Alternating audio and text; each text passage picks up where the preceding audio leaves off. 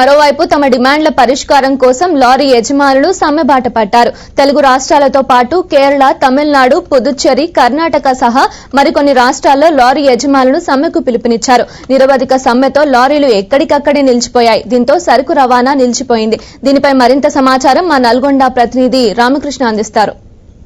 తెలుగు రాష్ట్రాలతో పాటు మిగిలిన రాష్ట్రాల్లో లారీ యజమానులు సమ్మెకు దిగారు. లారీ యజమానులు సమ్మెకు దిగడంతో దేశవ్యాప్తంగా ఉన్నటువంటి 5 రాష్ట్రాల్లో ప్రధానమైన 5 రాష్ట్రాల్లో లారీలు ఎక్కడికక్కడ నిలిచిపోయాయి. ముఖ్యంగా తెలుగు రాష్ట్రాలు ప్రధానంగా 2 తెలుగు రాష్ట్రాల మధ్యన ఒకే విధమైన పర్మిట్ విధానాన్ని అమలు చేయడంతో పాటు ఇతర తమ సమస్యలంటే పరిష్కరించాలని డిమాండ్ చేస్తూ తెలుగు రాష్ట్రాల్లోని లారీ యజమానులు సమ్మెకు దిగాక మరొక పక్కన తమిళనాడు, పుదుచ్చేరి, కేరళ అదేవిధంగా ఇతర రాష్ట్రాల్లో సైతం లారీ యజమానులు సమ్మెకు దిగడంతో పూర్తిగా ఎక్కడికక్కడ వాహనాలు నిలిచిపోయిన పరిస్థితి. ప్రస్తుతం మనం నల్గొండ జిల్లా కేంద్రంలో చూస్తున్నాం. లారీ ఓనర్స్ అసోసియేషన్ ఆధ్వర్యంలో ఉన్నటువంటి లారీలన్నీ కూడా జిల్లా కేంద్రంలో ఉన్నటువంటి లారీ ఓనర్ అసోసియేషన్ కార్యాలయంలో పూర్తిగా నిలిచిపోయిన పరిస్థితి. దీంతో రోడ్లపై సరుకు రవాణా నిలిచిపోవడంతో పాటు ప్రజలకు అవసరమైన నిత్యావసర సరుకులు, ఇతర సరుకులు కూడా పూర్తి స్థాయిలో ఎక్కడికక్కడ నిలిచిపోయే పరిస్థితి కూడా ఏర్పడింది. ముఖ్యంగా మనతో పాటు చాలా మంది ఇక్కడ ఉన్నటువంటి లారీ యజమానులు కూడా ప్రధానంగా అసలు వారి డిమాండ్లు ఏంటి, వారి సమ్మె చేపట్టాల్సిన అవసరం ఎందుకు వచ్చింది, ఈ సమ్మెకు సంబంధించి అటు ప్రభుత్వం కానివ్వండి ఇటు తెలుగు రాష్ట్రాల మధ్యన వారు కోరుతున్న ప్రధానమైన డిమాండ్లు ఏంటనే విషయంపై వారిని అడిగి తెలుసుకునే ప్రయత్నం. చెప్పండి, అసలు ప్రధానంగా మీరు సమ్మె ఎందుకు చేస్తున్నారు?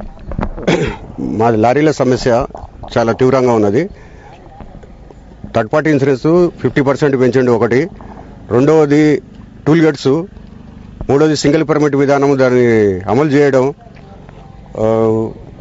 తెలంగాణ ఏపీ పర్మిట్ల గురించి మేము చాలా కేంద్ర గవర్నమెంట్ కానీ రాష్ట్ర గవర్నమెంట్ కానీ మేము కోరినాం.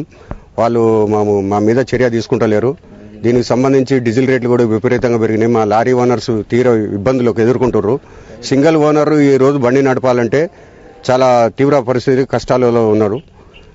కొన్ని సమస్యల గురించి మేము తీవ్రంగా ఖండిస్తాం. ముఖ్యంగా చెప్పండి, గతంలో కూడా లారీ యజమానులకు సంబంధించి సమ్మె నిర్వహించారు. సమ్మె నిర్వహించిన తర్వాత కొద్ది రోజుల సమ్మె విరమించిన పరిస్థితి. మళ్ళీ ఈ రోజు సమ్మెకు దిగడంతో ప్రధానంగా నిత్యావసర సరుకులు, ఇతర సరుకుల రవాణా కూడా పూర్తిగా నిలిచిపోయే పరిస్థితి ఉంది. ఇటు ప్రజలు కూడా ఇబ్బందులు పడే పరిస్థితి ఉంది. మీ డిమాండ్లు అంటే ప్రభుత్వం పరిష్కరించే వరకు కూడా, ప్రభుత్వం పరిష్కరించకపోతే ఏ రకమైన మరి ఉద్యమాన్ని ఉధృతం చేసే పరిస్థితి ఉంది? ముఖ్యంగా ఏంటంటే ఇన్సూరెన్స్ ఒకటి ప్రీమియం 40% మళ్ళా పెంచేసాం. తక్కువ చేయాలన్న దానికి మళ్ళా పెంచేసాను. నిన్న 27వ తారీఖు పేపర్లు వచ్చేసాం.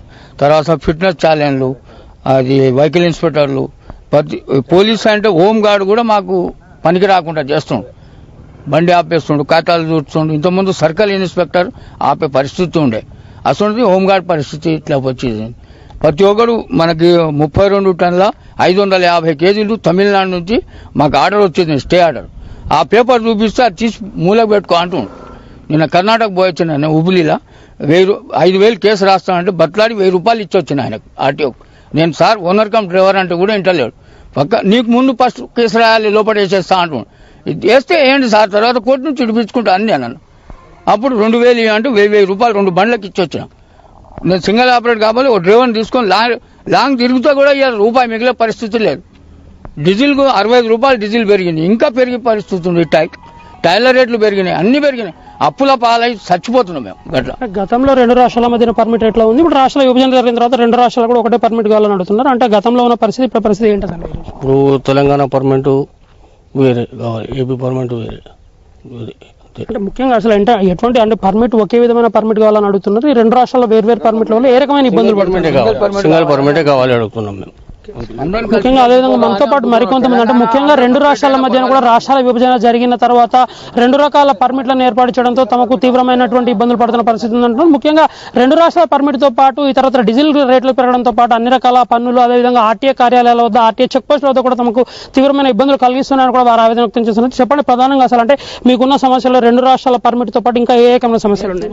మాకు డీజిల్ రేట్ ఒకటి తగ్గాలి, సింగిల్ పర్మిట్ విధానం అమలుపరచాలి, టోల్ గేట్ ట్యాక్సులు తగ్గియాలి అని మేము గవర్నమెంట్ ఇన్సూరెన్స్ ఒకటి గవర్నమెంట్ వారిని కోరుచున్నాం.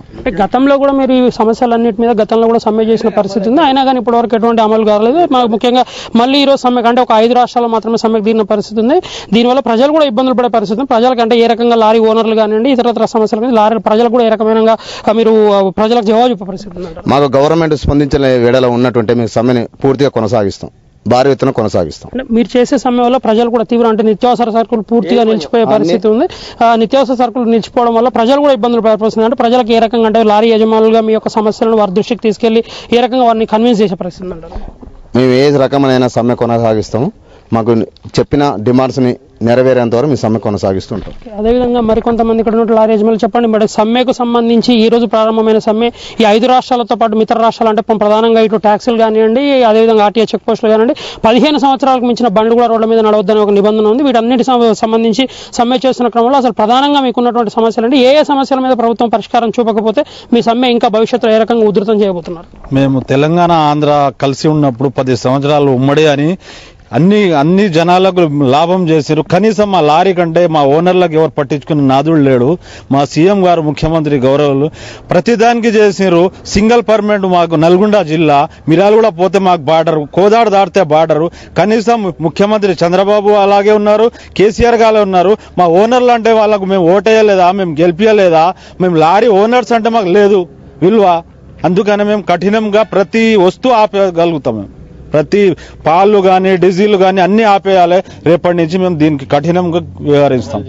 అంటే మొత్తంగా మీరు చెప్పండి, ప్రభుత్వం స్పందించకపోతే అంటే ఇప్పుడు మీరు చేస్తున్న సమ్మె గతంలో కూడా 2-3 సార్లు సమ్మె చేశారు, అయినా ఇప్పటికి మళ్ళీ సమ్మె ప్రభుత్వం కేంద్ర ప్రభుత్వం కానీ మీరు చెప్పినట్టు 2 రాష్ట్రాల మధ్యలో ప్రభుత్వాలు స్పందించకపోతే మీ భవిష్యత్ కార్యాచరణ ఏ రకంగా ఉండబోతుంది?